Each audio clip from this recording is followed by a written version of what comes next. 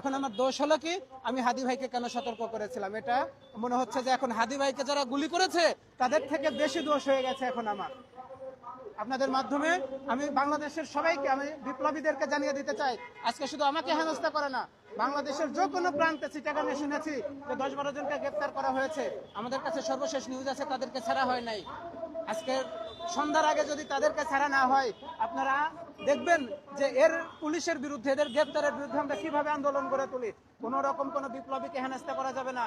আমার মনে হচ্ছে যে যারা এই যে ডেইলি স্টার, প্রথম আলো যারা ভাঙচুর করেছে তাদেরকে গ্রেপ্তার করার একটা সম্ভাবনা তৈরি হতে পারে।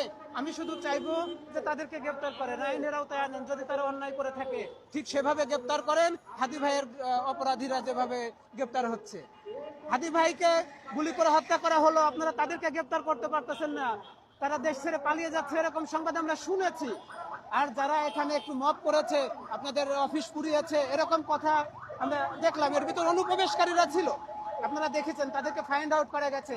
আপনারা এখন তাদেরকে হেনস্থা করতে চাচ্ছেন, তাদেরকে গ্রেপ্তার করতে চাচ্ছেন।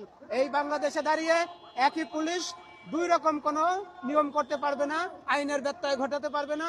পুলিশ তার নিজস্ব গতিতে চলবে, আইন তার নিজস্ব গতিতে চলবে। এর কোনো ব্যত্যয় হলে আমরা অবশ্যই স্বরাষ্ট্র উপদেষ্টা এবং সংশ্লিষ্ট পুলিশদের বিরুদ্ধে অবশ্যই আন্দোলন গড়ে তুলব।